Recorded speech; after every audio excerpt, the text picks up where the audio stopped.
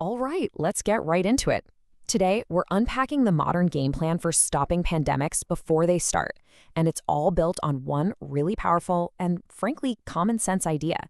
You can't separate the health of people from the health of animals and the environment we all live in. So let's kick things off with a number: 75%. What's that? Well, according to researchers who've studied this stuff for years, that's how many of our new infectious diseases get their start in animals. These diseases that jump from animals to humans have a name. They're called zoonotic diseases.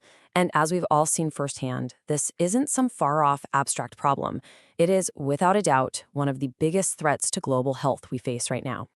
So before we can even talk about the solution, we've got to get our heads around the sheer scale of the threat itself. This isn't exactly new, but things are definitely speeding up. And get this, it's not just about the new diseases popping up. If you look at all the germs we already know about that can make people sick, a whopping 61% of them are zoonotic. They come from the animal kingdom. So yeah, this connection between our health and animal health, it's the rule, not the exception. And these numbers aren't just statistics on a page. They have real-world consequences. Just look at this timeline. You've got the Nipah virus in '98, jumping from bats to pigs to people, then SARS in 2003, which showed us how a new bug could seriously rattle the global economy. Don't forget H1N1 in 2009, or even a rabies outbreak in 2015. It's like a constant drumbeat, and every single one of these events is a lesson we have to learn from. Okay, so when you're facing a threat this constant and this interconnected, you need more than just better medicine. You need a whole new way of thinking about health itself. For a long time, the way we responded was totally siloed. You had the public health folks in their lane, the animal doctors, the vets in another, and the environmental scientists off doing their own thing. They barely talked to each other. The new way? It gets that these fields aren't separate. They overlap because the problems themselves overlap. It's that simple. And this new way of thinking, it has a name. It's called One Health. And it's basically the formal recognition of what we were just talking about, that you just can't have healthy people without also having healthy animals and a healthy environment. They're all pieces of the same puzzle. So, you might be asking, why is this so important right now? Well, the world's top health organizations have spelled it out for us. Things like massive population growth, cities expanding like never before, and just how connected our world is through travel and trade. All of it is pushing us and animals closer together. And that, of course, just creates more and more chances for germs to make that jump. Okay, so that's the big idea, the philosophy. But how do you actually make it work when a crisis hits? Let's look at how this stuff works on the ground.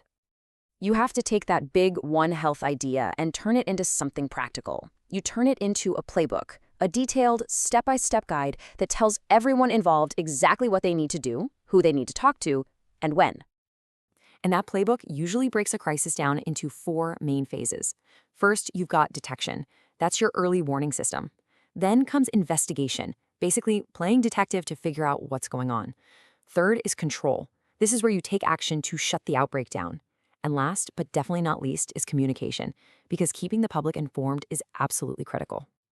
Let's peek inside that investigation phase for a second. This is serious, methodical work. You first have to make sure the outbreak is even real. Then you have to define exactly what a case looks like. Is it suspected, probable, or confirmed? From there, it's all about collecting data, running tests in the lab, and trying to pinpoint where this thing came from and who's most at risk. So once you have a handle on what you're up against, you shift into the control phase. And this is where the really direct actions happen. We're talking quarantine, public education campaigns, disinfecting everything. And yeah, sometimes it means making really tough calls, like calling infected animal populations to stop the disease in its tracks and prevent an even bigger disaster. And of course, none of this works unless you have the right people in the room from day one. You can see the whole One Health idea right here in this table. You've got your human health experts, your animal health experts, and then this shared team of specialists, environmental scientists, communication pros, logistics wizards, all tackling the same problem together. So what does this all add up to? What's the big picture impact? Why does a playbook like this matter for all of us, no matter where we live? Because this kind of playbook isn't just a local document. It's a blueprint. It's a model for how any country, anywhere, can build a system that's ready to respond.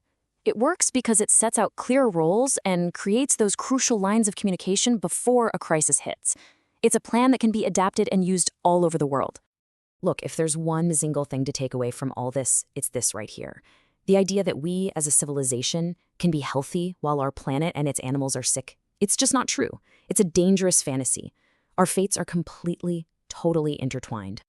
And that leaves us with one final and pretty challenging question to think about. We know for a fact that our health is all connected. But is our response? Is it truly as connected as it needs to be? Thanks for tuning in.